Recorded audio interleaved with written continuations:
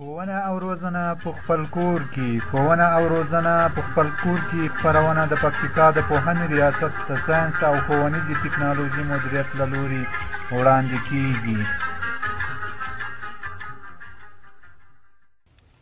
بسم الله الرحمن الرحیم. هیله امید ده چې صحت به مو روغ وي. د 12م ټولګي د فزیک موضوع مو د اهتزازي حرکت ځانګړتیاوې د تیر درس کې مو اهتزازي حرکت ځانګړتیاوې ټولې لوستې ولې، خو د دې لپاره چې فارمولې او په پوره ډول باندې وپېژنو هره یوه تر مطالعې لاندې نیسو. اول مکمل دوران یا اهتزاز. مکمل دوران یا اهتزاز څنګه تعریفولی سو؟ که چیرې یو اهتزاز کوونکی جسم د یوې کیفي نقطې څخه په یو لوري باندې 2 ځله تیر سي عبارت د مکمل دوران څخه ده، او دا په یوه ساده قاصه کې واضح کوو. په شکل کې تاسو وګورئ، بالفرض دا مو یو جسم ده، وزنداره یا دروند جسم ده. که چیرې نوموړی جسم مو د ا نقطې ته انتقال شي د یوې عاملې قوې په واسطه باندې د ا نقطې ته، نو که جسم مو دلته ورسیږي حتمي ده چې نوموړی جسم به په همدغه حالت باندې نه پاتې کېږي بلکې حرکت ترسره کوي، ځکه چې په دې کې پوتنشلي انرژي څنګه شوې ده؟ ذخیره شوې ده. کله چې په حرکت باندې فایل وکوي بیرته به د او نقطې ته ورسیږي او د او نقطې څخه به نوموړی جسم تیر سي او د بل ځل لپاره به بیا یوې بلې نقطې ته ورسیږي چې همغې نقطې ته د بي نقطه وایو. د بي نقطه. اوس په دې برخه کې مکمل اهتزاز موږ څنګه تعریفولی سو؟ د یوې کیفي نقطې څخه بالفرض دا یوه نقطه په نظر کې ونیوله، د سی نقطه په نظر کې ونیوله. که چیرته یو جسم د کیفي نقطې څخه په یو لوري باندې 2 ځله تیر سي عبارت د مکمل دوران څخه ده. یعنی دا معنی چې نوموړي جسم حرکت وکول د ا نقطې څخه په دې لوري باندې تیر سول، له سی څخه جسم کله بي ته رسیږي او له بي څخه بیا بیرته سی ته ورسیږي، دې ته مکمل دوران نشي ویلی، بلکې له بي څخه به سی ته رسیږي، له سی څخه به او ته رسیږي او له او څخه به بیا بیرته ا ته رسیږي. کله ا څخه او ته او بیرته سی ته ورسېدل نو موږ ورته یو مکمل دوران ویلی شو. یا نوموړی مفهوم کولی شو په ساده ډول باندې د تعادل په نقطه کې واضح کړو. دا یې تعادل نقطه سوله. کله چې نوموړی یا د ا له نقطې څخه یې که په نظر کې ونیسو دا به لږ اسانه او ساده وي. کله چې جسم د ا نقطې ته څخه په حرکت باندې فایل وکوي او بیا د او نقطې ته ورسیږي، د او نقطې څخه تیریږي د بي نقطې ته رسیږي او د بي نقطې څخه به بیرته د او نقطې ته ورسیږي. د او نقطې څخه که چیرې جسم د ا نقطې ته ورسېدل نو دا ډول دوران ته په اهتزازي حرکت کې مکمل دوران ویلی شو. دویم فریکونسي یا تواتر څنګه یې تعریفولی شو؟ فریکونسي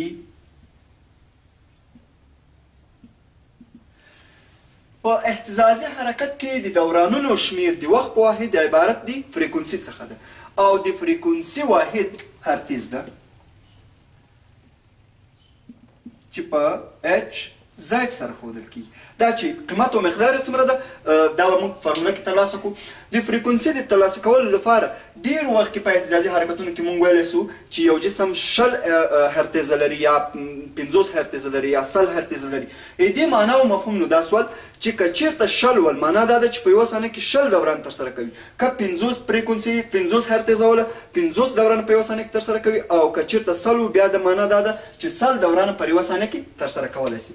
پر اف سره عموما ښودل کېږي او فارموله یې ان پر ټي ده. د دورانونو شمیر د وخت په واحد باندې. که چېرته له نوموړې فارمولې څخه هرتز وغواړو نو کولی شو په دې ډول باندې ترلاسه کړو. یو دوران دې ترسره شي او تقسیم پر ټي د ټي واحد سکند یا ثانیه ده. یا داسې وایو چې اف به مساوي سي که چېرته سکند په مخرج کې او صورت ته مو یوړل نو یوازې د توان علامه یې تغییر کوي. یا داسې وایو چې سکند په توان د منفي یو مو مساوي له اچ زایډ سره ده، او یا وایو چې 1 پر سکند مساوي ده له اچ زایډ سره. او فریکونسي کوچني او لوی واحدونه لري چې کوچني واحدات یې اچ زایډ ده او لوی واحدات یې له هغې څخه کیلو هرتزه ده او میگا هرتزه ده. این معنا ده چې 1 کیلو هرتز مساوي ده له 10 پر توان د 3 اچ زایډ سره، او 1 میگا اچ زایډ مساوي ده له 10 پر توان د 4 اچ زیډ سره نوموړی مفهوم د راډیو په څپو کې موږ په ډېره اسانۍ سره پېژندلی سو. معنا دا ده چې موږ ته ویل کېږي چې یوه راډیو 88 میګا هرټز څپې لري یا 89 څپې لري یا 90 لري. معنا دا ده چې نوموړی راډیو توان او قدرت دومره ده چې په یوه ثانیه کې کولی سي 90 دورانه په یوه ثانیه کې د غږ تولید کړي. او ځینې راډیوګانې بیا لوړې څپې لري چې هغه ته بیا کیلو هرټز او یا میګا هرټز ویلی شو. دریم پیریود پیژنو. دریم پیریود څنګه یې تعریفوو؟ د یو مکمل دوران وخت عبارت دی پیریود څخه ده او فرمول یې عموما داسې ښیو چې لو ټي به مساوي سي ټي تقسیم پر ان. معنا دا که چېرته مو وخت راواخیستل او د دورانو په شمېر باندې مو وویشل نو د یو دوران د ترسره کېدو وخت به ترلاسه سي او دغه مقدار ته بیا پیریود ویل کېږي. او که مو چېرته بیا دورانونه راواخیستل د وخت په واحد باندې مو وویشل له دې څخه به بیا فریکونسي ترلاسه سي. دوی دواړه په خپل منځ کې یو له بله سره ډېر نږدې ارتباط لري. که چېرته فریکونسي معکوسه کړو پیریود به ورنه ترلاسه او که پیریود معکوس کړو بیا به فریکونسي ورنه ترلاسه. دلته د دوی ارتباط په دې شکل باندې ده چې همیشه په یو اهتزازي حرکت کې که چېرته موږ فریکونسي د پیریود سره ضرب کړو د ضرب حاصل به مساوي له یو سره. دا څنګه کېدلی شي؟ وګورئ اف به مساوي سي ان تقسیم پر ټي باندې.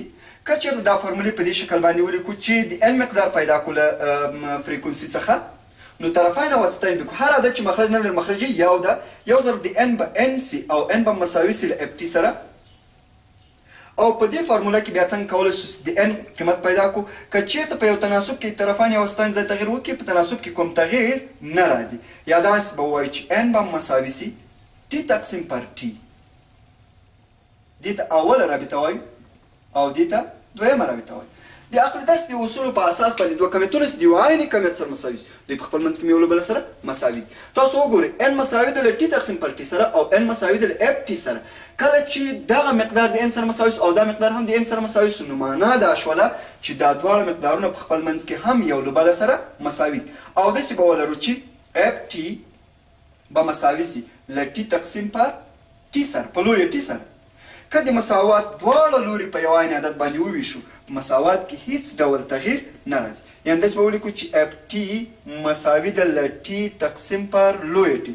اوس د مساوات دواړه لوري موږ په کوچنۍ ټي باندې ویشو ځکه د کوچنۍ ټي پر عنوان باندې موږ پیریود او فریکونسي نه پېژنو بلکې د لویې ټي پر عنوان باندې موږ پیریود پېژنو او د اف پر عنوان باندې موږ فریکونسي پېژنو. نو ټي به د ټي سره اختصار سي دا ټي به د دې ټي سره اختصار سي او پاتې به سي اف به مساوي سي له یوې پر ټي. معنا دا سوله له دې څخه موږ داسې مفهوم استفاده کولی سو که چېرته فریکونسي معکوسه کړو پیریود به ترلاسه او که بیا پیریود معکوس کړو فریکونسي به ورنه ترلاسه سي. په دې فارموله کې تاسو وګورئ داسې هم کولی سو چې طرفان یا وسطین ځای تغیر ورکړو. د ټي پر ځای باندې به اف ولیکو او د اف پر ځای باندې به بیا ټي ولیکو. او کولی سو نوموړې رابطه داسې وغځوو که طرفین او وسطین اف ضرب د ټي مساوي ده له یو سره. یوه مهمه رابطه ده په دې برخه کې او دې ته به مو توجه وي. معنا دا سوه چې فریکونسي او پیریود دواړه په خپل منځ کې یو د بل سره معکوس دي.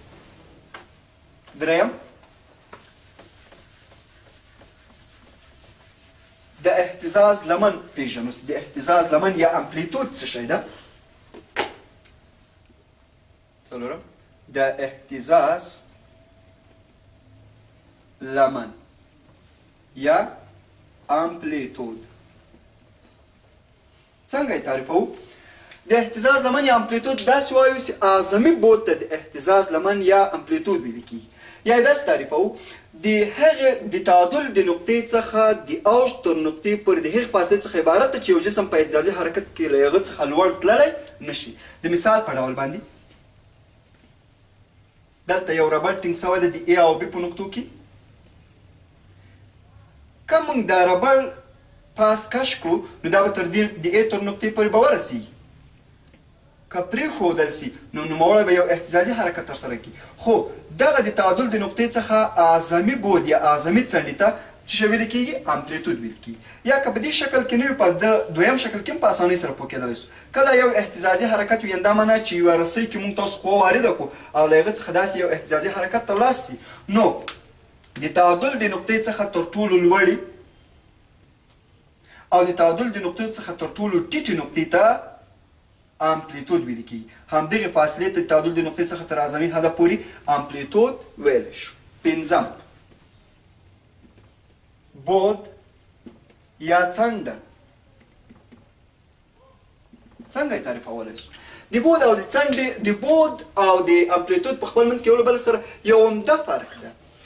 هر بود امپلیتود نشي کېدلی مګر هر امپلیتود یو بود ده. د یوې اهتزاز په یو اهتزازي حرکت کې د تعادل د نقطې او د یوې کیفي نقطې په مابین باندې فاصلې ته بود ویل کېږي. مثلا یو جسم تر دې نقطې پورې رسېدلی، تعادل تر نقطې پورې چې کومه فاصله ده دې ته موږ تاسو بود ویلی شو، خو امپلیتود بیا په بودونو کې یو اعظمي بود. په دې برخه کې یوه دویمه موضوع مو بیرته ګرځېدونکې قوه یا ریسټورینګ فورس قوه ده. دا تعریفوو چې دغه موږ څنګه په دغه مفهوم باندې څنګه ځان پوه کولی شو. ارتجاعي قوه یا ریسټورینګ فورس قوه په یو اهتزازي حرکت کې د جسمونو د شکل د تغییر څخه د هغې قوې څخه عبارت ده چې جسم بیرته خپل لومړني حالت یا تعادل حالت ته راولي او د اولني حرکت په خلاف یې عمل ترسره کړی. لکه د مثال په ډول باندې که چېرته یو داسې جسم په نظر کې ونیسو، تاسو داسې فرض کړئ چې نوموړی جسم وزن لري، دا جسم مو تر دې نقطې پورې ورسول. که تر دې نقطې پورې ورسیږي نو په دې حالت کې نوموړی جسم پاتې کېدلی نشي. یعنې دا معنا چې هیڅ داسې فکر نشي کېدلی چې نوموړی جسم د تعادل د حالت په همدغه حال کې ولري، بلکې نوموړی جسم حتمي ده چې باید کار ترسره کړي. دا چې کار ترسره کړي د کار ترسره کولو لپاره یوه قوې ته ضرورت ده او هغه قوه چې جسم بیرته لومړنی د تعادل حالت ته راګرځوي او د جسم د شکل د تغییر څخه ترلاسه شوی دې ته ویل کېږي ریسټورینګ فورس قوه یا بیرته ګرځېدونکې قوه. معنا دا جسم د ا د نقطې څخه په حرکت باندې پیل وکول، د بي نقطې ته مو ورسول، له بي څخه که پرېښودل سي ا ته رسېږي او له هغه څخه په امتداد باندې به یې حرکت ترسره کړي. خو دلته قوې پکې مختلفې تبدیلي او راتبدیلي کېږي او په اساس باندې جسم بیرته د تعادل حالت ته راځي. دغه تعادل حالت د راګرځېدو قوې ته ارتجاعي قوه ویل کېږي او په یو بل شکل کې د نوموړی مفهوم هم افاده کولی شو. په یو فنر کې واضح کوو. مثلا تاسو داسې فرض کړئ چې نوموړی فنر حلقې سره لرې سوی دی او کش سوی ده د یوې عاملې قوې په واسطه باندې، او که دغه حالت چیرته وکتل سي نوموړی حالت د دې جسم یو عادي حالت ده، او که دا حالت چیرته وکتل سي په دې باندې د عطالت قوې کار کړی ده. اوس دا درې شکلونه یو له بل سره فرق لري. کله دې څخه وروسته پرېښودل سي نو که موږ یو ساده هارمونیکي حرکت په نظر کې ونیسو حتمي ده چې بیرته به همدغې فاصلې ته جسم ورسي. اوس په نوموړي شکل کې تاسو وګورئ، کله چې فنر د اکس د فاصلې په اندازه باندې کش کړ سول، دا په اصل کې یوه عامله قوه قوه خو که عامله قوه ورنه قطع سي له فنر څخه، فنر په خپل حالت باندې نه پاتې کېږي بلکې راګرځي. دا چې د راګرځېدو یوه قوه وجود لري او د نوموړي د اولني حرکت په خلاف عمل ترسره کوي، دغې قوې ته ریسټورینګ فورس یا ارتجاعي قوه ویل کېږي. خو مهمه خبره پکې دا ده چې یو وار به جسم د تعادل یعنې د او نقطې ته راوګرځي، خو د او د نقطې څخه بیا بیرته تیریږي ځکه عامله قوه یا د ارتجاعي قوه د تعادل په نقطه کې صفر کېږي او جسم د عطالت د قوې په اساس باندې د خپل حالت د ساتلو هڅه کوي و یوې بلې نقطې ته رسیږي او دغه فاصله به د نوموړي که چېرته یو نوساني حرکت وي یا ارتعاشي حرکت وي نو دغه فاصله به دواړه په خپل منځ کې یو له بل سره مساوي. علامه په دې مفهوم او معنا سره ده چې دا په یو لوري باندې کش شوې ده او دا هم په بل لوري باندې، خو نوموړی جسم به بیا هم په همدغه ډول باندې پر امتداد سره به یو حرکت په دې شکل باندې ترسره کړي. دا ډول قوې ته ارتجاعي قوه ویل کېږي. د ارتجاعي قوې مفهوم د لومړي ځل لپاره د هوک په نامه باندې یو عالم ترلاسه کړ او هوک یو قانون ورته ترلاسه کړ او په دې ډول باندې ولیکل چې اف مساوي کېږي لکه اکس منفي کا اکس. اف مساوي اف قوه ده، کا پکې د فنر ضریب ده او اکس پکې کش شوې فاصله ده. څنګه یې مفهوم په دې برخه کې افاده کولی شو؟ په هره اندازه چې فنر زیات کش سي په هماغه اندازه باندې بیرته راګرځېدونکې قوه به زیاته وي، ځکه اف قوه او اکس په خپل منځ کې یو له بل سره مستقیم ارتباط لري. او بل د کار قیمت څنګه افاده کولی شو؟ په هره اندازه چې یو فنر کش وي سختوالی ولري، د کار قیمت یې لوړ وي، په هماغه اندازه باندې په تیزۍ سره بیرته راګرځېدلی شي. او په هره اندازه چې یو فنر نرم وي نو بیا په سادګۍ سره راګرځي او په سادګۍ سره راګرځي. معنا او مفهوم کې دا ده چې دلته د قوې مقدار پکې کم. موږ کولی سو په همدغه د هوک په قانون کې تعجیل ترلاسه کړو او د تعجیل د ترلاسه کولو لپاره که دا رابطه په دې برخه کې ولیکو چې دا تعجیل به موږ د هوک د قانون څخه څنګه ترلاسه کوو. اف مساوي کېږي منفي کا اکس، یا اف د قوې لپاره خو موږ تاسو پخوا فارموله لیکلې وه، اف مساوي کېږي له ام ضرب د ای سره. نو د اف پر ځای باندې خپل قیمتونه وضع کوو. ام ضرب د ای به مساوي سي له منفي کا اکس، دواړه لوري باید د ای په ضریب باندې وویشو سي ام ده، دا هم پر ام باندې ویشو. ام به د ام سره اختصار سي او ای یعنې تعجیل به منفي کا تقسیم پر ام ضرب د اکس سره مساوي سي. په دې برخه کې مفهوم څه شی سول؟ مفهوم دا ده چې تعجیل د کتلې سره معکوس ارتباط لري. په هر اندازه چې کتله ډیره وي تعجیل کمیږي او په هر اندازه چې کتله کمه وي تعجیل بیا په دې برخه کې اضافه کیږي. له دغه رابطې ته د هوک قانون ویل کیږي او د هوک د قانون څخه موږ په همدغه فرموله باندې تعجیل ترلاسه کوو. په دې برخه کې غواړو چې یادونه وکړو، یعنې دا معنا چې یوه یادونه ضرور ده چې په نظر کې ونیسو. یادونه او دا یادونه څو برخې لري. په ارتجاعي حرکت قوې کې یا ریسټورینګ فورس کې اول پکې دا ده چې ریسټورینګ فورس قوه یا ارتجاعي قوه همیشه عمل ترسره کوي، کار ترسره کیږي. کله چې عامله قوه کار ترسره کوي، کله چې کار ترسره سو له هغه نه وروسته ارتجاعي قوه منځته راځي او وبایلو په دې شکل باندې. اول عامله قوه یا د اف قوه په فنر کې خطي حرکت رامنځته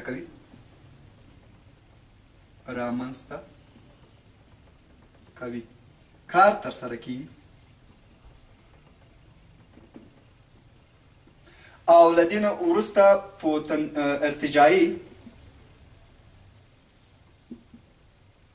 پوتنشلي انرژي منځته راځي. دا یو خبره پکې ډېره ضرور ده. عامله قوه همیشه په فنر باندې خطي حرکت منځته راوړي، کار ترسره کیږي او د کار چې کله ترسره سو ارتجاعي پوتنشلي انرژي منځته راوړي. د مثال په ډول باندې کله چې یو جسم دلته تعادل په نقطه کې موجود وي نو که هر څومره وخت ورباندې ووځي همیشه به هم فکر دا وي چې نوموړی جسم باید په عمودي ډول باندې ځمکې ته واقع ووځي، مګرم که یوه قوه ورباندې عمل وکوي او د ای نقطې ته انتقال کړي، کله چې نوموړی جسم د ای نقطې ته انتقال سو دا معنا لري چې یوې عاملې قوې ورباندې تاثیر کړی ده. او کله چې عامله قوه ورباندې تاثیر وکوي نو له دې څخه وروسته ارتجاعي پوتنشلي انرژي منځته راځي. نوموړی جسم حتمي ده چې د دې قوې د قطع کولو سره باید حرکت ترسره کړي. دویم ارتجاعي قوه د تعادل په نقطه کې صفر ده. دا یوه مهمه خبر. او بله خبر پکې دا ده چې په مثبت او منفي اکس کې مقدار اعظمي ده. دا کولی سو په یو فنر کې واضح کړو یا په یو فنري حرکت کې ترلاسه کړو. مثلا نوموړی فنر مو رسم کړ او نوموړی فنر تر دې ځای پورې ورسېدو او دا کش سوی فنر ده. بیرته به جسم تر دې حده پورې ورسېږي او د عطالت د قوې په اساس باندې باید د نوموړي فنر حلقې سره نږدې شي. دا درې حالتونه پکې واقع کېږي. خو کاملې قوې تاثیر کړی وي جسم به همدغې نقطې ته ورسیږي او کله چې دې نقطې ته رسیږي په تعادل په نقطه کې به همیشه د ارتجاعي قوه صفر وي مګر په دې برخه کې به ارتجاعي قوه او په دې برخه کې به د ارتجاعي قوې مقدار اعظمي او یا تر ټولو نه زیات وي. دریم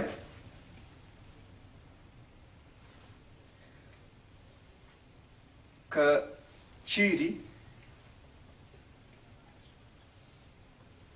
فنري حرکت ترسره شي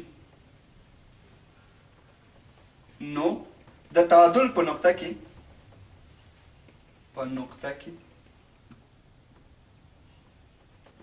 سرعت اعظمي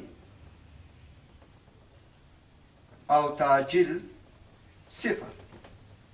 دا خبره پکې ډیره ضرور ده. کله چې فنر کش کړل سي یا کله چې فنر ته حرکت ورکړل سي دغه د تعادل د نقطې د اهتزاز کولو په وخت کې کله چې تعادل نقطې ته رارسیږي په دې برخه کې باید د نوموړي جسم سرعت اعظمي حد ته ورسیږي او تعجیل باید صفر شي. کله چې د تعادل د نقطې څخه د تېرېدو په حالت کې واقع کېږي نو ورو په ورو باندې باید سرعت کم شي تر څو پر جسم ودرېږي مګر بیا یو ځل حرکت شروع کوي تر دې د تعادل په نقطه کې بیا اعظمي سرعت پوره کېږي او تعجیل پکې صفر کېږي. او بله مهمه خبره پکې یوه دا ده څلورمه خبره پکې دا ده چې د هیڅ وخت لپاره په یو اهتزازي حرکت کې سرعت او تعجیل دواړه په یو وخت کې صفر کېدلی نشي. دا و د نن ورځې موضوع چې تاسو ته مو وړاندې کړله هیله امید ده چې اعظمي ګټه به مو ونه پورته کوي.